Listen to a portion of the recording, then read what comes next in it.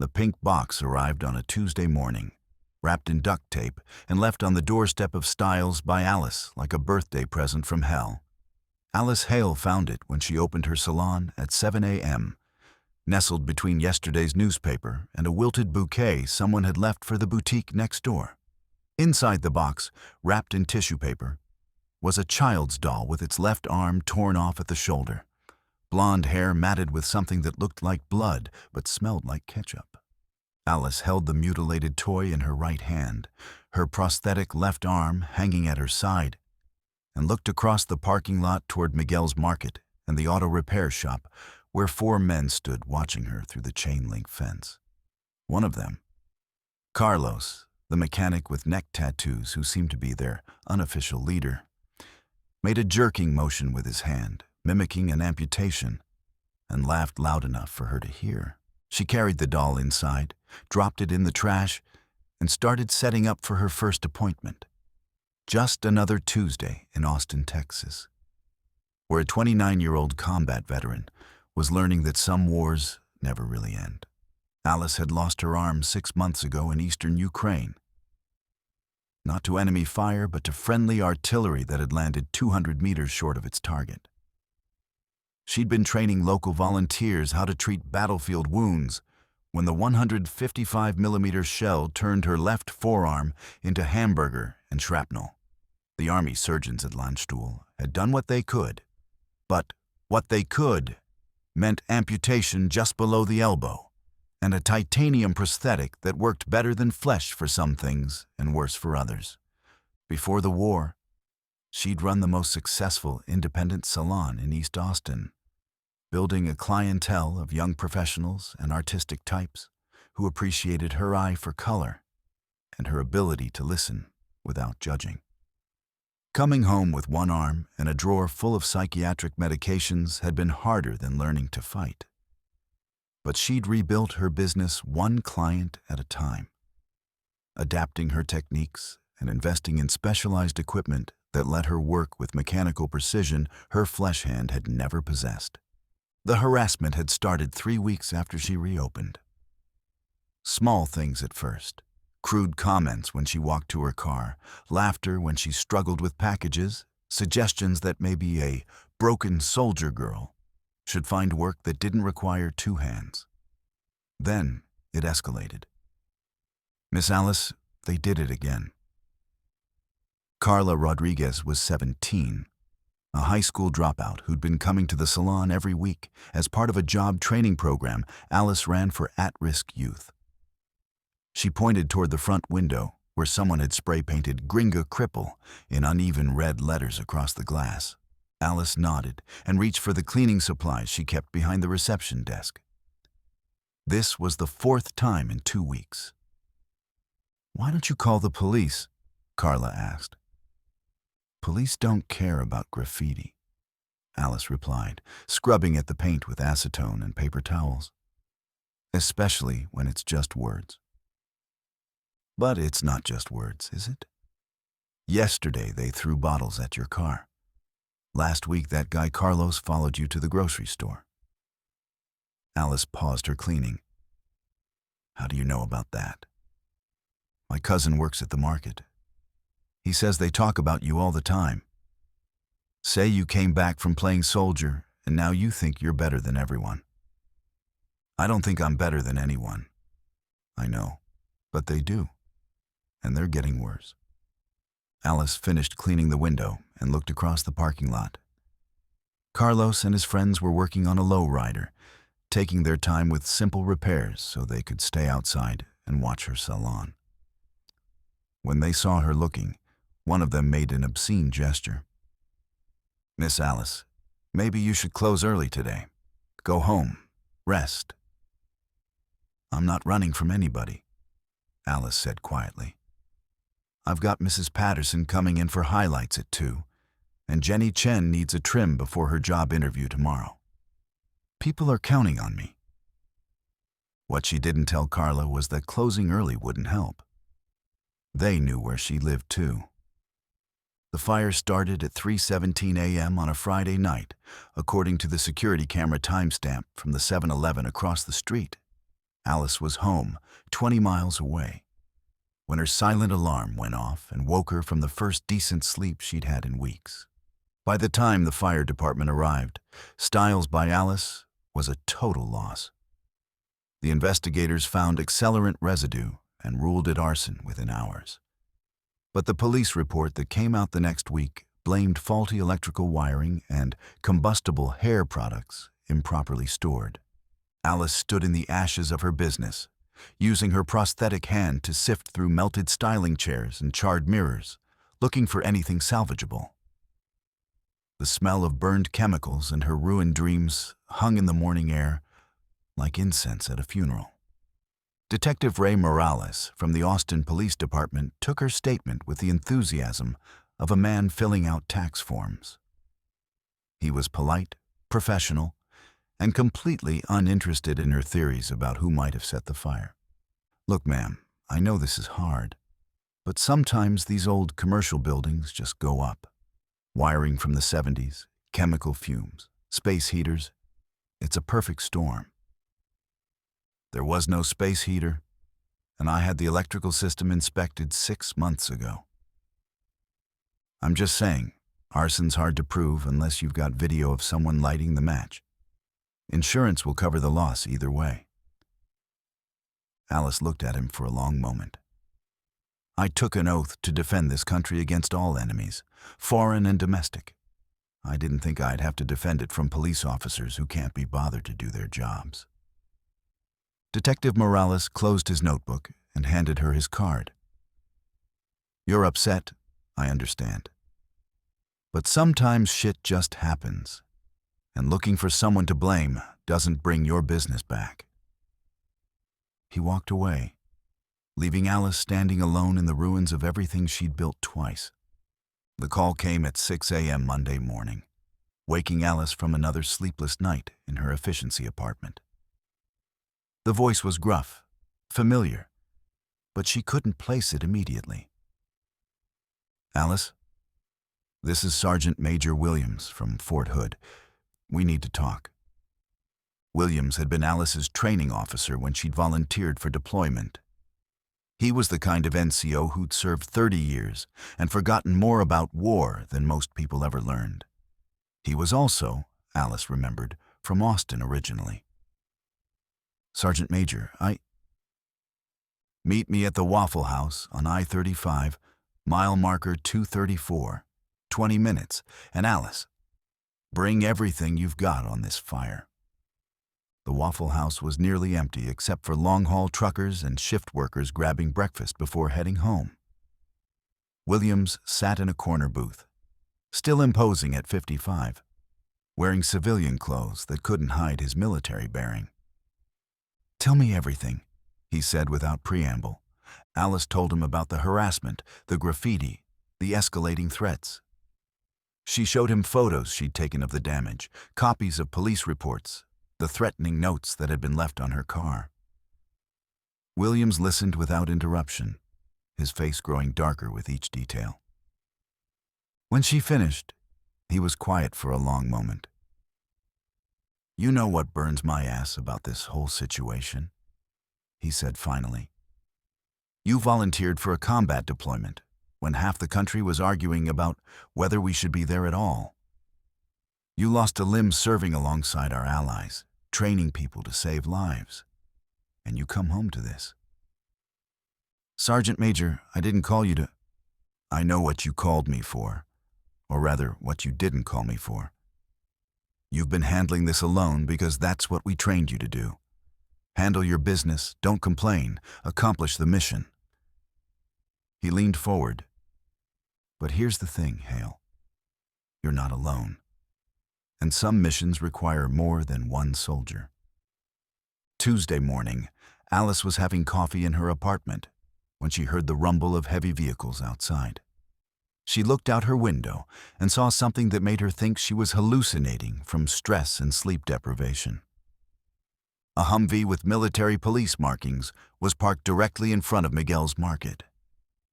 Behind it, an Army transport truck had positioned itself to block the auto repair shop's main entrance. And on a flatbed trailer in the middle of the parking lot sat an M1A2 Abrams main battle tank, its 120mm gun pointed at nothing in particular, but impossible to ignore. Alice drove to what had been her salon as fast as traffic would allow. When she arrived, she found Carlos and his 3 friends standing outside the market, looking stunned and very small next to 68 tons of American armor. Sergeant Major Williams stepped out of the Humvee's passenger seat, along with 2 military police officers Alice didn't recognize. Williams walked slowly toward the group of men, his hands clasped behind his back in the parade rest position. That meant he was thinking very carefully about what he was going to say. "Gentlemen," he said in a voice that carried across the parking lot, "we seem to have a communication problem." Carlos, who'd been so confident throwing bottles and making threats, now looked like he wanted to disappear into the asphalt. "There was a fire here Friday night," Williams continued. "Someone burned down a business owned by a United States Army veteran, someone who served this country overseas and came home disabled." He gestured toward the tank. "Now, we're not here in any official capacity. This isn't a military operation. These vehicles just happened to be passing through Austin on a training exercise, and we decided to stop for lunch." One of the MPs stepped forward. He was young, maybe 25, with the lean build of an infantryman and scars on his hands that suggested he'd seen action somewhere hot and sandy. "The thing is," the MP said, "we all know Specialist Hale. We served with her, watched her train local forces, saw her work under fire, carried her to the medevac bird when she got hit." He paused, letting his words sink in. "So, when we heard someone burn down her business, well, we wanted to come by and express our concern, as private citizens exercising our First Amendment rights." Carlos found his voice. "Look, man, we don't want any trouble. We didn't—" "You didn't what?" Williams asked. "Didn't burn down a veteran's business? Didn't harass a disabled woman? Didn't leave mutilated dolls on her doorstep?" The silence stretched out like a taut wire. Carlos looked at his friends, but they were all staring at their shoes. "Because if you did do those things," Williams continued, "you should know that Specialist Hale isn't just any veteran. She's our veteran, and we take care of our own." The tank's engine revved once, a deep rumble that seemed to shake the ground beneath their feet. "Message received," Carlos whispered. "I hope so," Williams said, "because this is Austin, Texas, not some third-world dictatorship where you can intimidate people without consequences. This is America, where burning down a veteran's business is the kind of thing that gets you noticed by people you really don't want noticing you." The story hit the local news that evening. "Military vehicles appear at Austin Shopping Center." The reporter, a young woman with perfect teeth and an earnest expression, interviewed confused shoppers and demanded answers from Fort Hood's public affairs office. "The Army denies that today's incident was an official military operation," she announced from the shopping center parking lot. "Officials say the vehicles were participating in a routine convoy exercise and stopped here for refueling and maintenance." Alice watched the coverage from her apartment, noting that no one had mentioned her name or the circumstances that brought 30 soldiers to a strip mall in East Austin. The story was being treated as a curiosity, a bureaucratic mix-up that would be forgotten by tomorrow. That was fine with her. Some stories didn't need to be told on television. Her phone rang during the commercial break. The caller ID showed a number she didn't recognize. "Miss Hale? This is Jennifer Martinez from the Austin American-Statesman. I'm working on a story about what happened at your salon, and I was hoping we could talk." Alice almost hung up, but something in the reporter's voice made her pause. "What kind of story?" "The kind that tells the truth about what really happened." and why. They met the next morning at a coffee shop downtown, far from the shopping center and the memories. Martinez was older than Alice had expected, maybe 40, with laugh lines and careful eyes that suggested she'd been covering real news for a long time. "I've been looking into the fire at your salon," Martinez said. "Talking to sources, reviewing public records. The official report says electrical malfunction, but the fire investigators' preliminary notes say arson. Those notes got sealed after the final report came out." Alice sipped her coffee and said nothing. "I also talked to some of your neighbors. They told me about the harassment you've been facing, the graffiti, the threats, the escalating intimidation, and I think someone burned down your business because you're a female veteran who had the audacity to succeed in a neighborhood where certain people thought you didn't belong." Alice looked out the window at the morning traffic. Ordinary people going about their ordinary lives while she tried to rebuild hers from scratch. "You know what the hardest part about losing an arm is?" she said finally. "It's not the phantom pain or learning to tie your shoes one-handed. It's realizing that some people see your prosthetic and immediately assume you're weak. Broken, less than." She turned back to Martinez. "I had a panic button installed in my salon, not connected to the police, connected to a network of veterans who promised to watch out for each other. I knew something like this might happen eventually." "You knew?" "I'm a woman, a veteran, and I was successful in a business that requires skill and artistry. Some people can't handle that combination. They see strength in a woman as a personal insult." Martinez made notes on a small pad. "So when your business was threatened, I pressed the button, not asking for revenge or vigilante justice, just asking my brothers and sisters to remind this community that veterans take care of veterans." Alice finished her coffee and stood up to leave. "The war in Ukraine taught me something important," she said. "When you lose a limb, you don't become half a person. You become a person who's learned to do more with less. And when someone tries to break you because they think you're already broken, you remind them that you're surrounded by people who refuse to let their own fall." She paused at the door. "Those soldiers yesterday? Nobody ordered them to come here. They came because someone they served with needed help. And that's what soldiers do. We don't abandon our own." The new salon opened 6 weeks later in the same location, rebuilt with donations from veterans organizations across Texas and equipped with state-of-the-art accessibility modifications. The insurance money had helped, but the real funding came from people who understood that some fights were about more than insurance claims and police reports. A bronze plaque beside the entrance bore a simple inscription: "Heard? Now seen."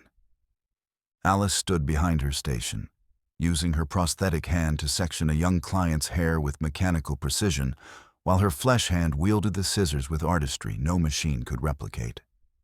Through the window, she could see the auto repair shop across the parking lot, where Carlos and his friends worked with their heads down and their voices low. The harassment had stopped completely. No more graffiti, no more threatening notes, no more crude comments. Word had spread through the neighborhood that Alice Hale wasn't just any business owner. She was a veteran with friends who took loyalty seriously. Carla Rodriguez, the teenager from the job training program, was sweeping up hair clippings and chatting with customers about their weekend plans. She'd been Alice's first hire for the new salon, and she was learning fast. "Miss Alice," Carla said during a break between appointments, "my cousin says the guys at the market are telling people they never had any problem with you, that the fire was just bad luck." Alice smiled and adjusted the settings on her prosthetic hand for the next client. "Maybe it was," she said. And maybe sometimes good luck is just having people who care enough to show up when you need them. Outside, a military convoy passed by on the interstate, heading south toward Fort Hood. The sound of heavy engines carried across the parking lot, a reminder that some promises are kept with actions rather than words. Alice had lost an arm in Ukraine defending people she'd never met. She'd come home to find that the real war was against people who believed that strength could be measured by the number of working limbs, or the willingness to stay silent when faced with injustice. But she'd also learned that courage was contagious. And sometimes all it took was one person refusing to back down to remind an entire community what honor looked like. The doll with the torn-off arm was still in her apartment, not in the trash, but on her dresser, a reminder that some people would always see her as broken. But next to it sat a photo from her deployment. 30 soldiers standing together in the Ukrainian countryside, arms around each other's shoulders, faces dirty and exhausted, but undefeated. They'd promised to have each other's backs, and they'd kept that promise. In the end, that was all that mattered. Not the arm she'd lost, but the family she'd found, and their shared refusal to let the wolves run free in their own backyard.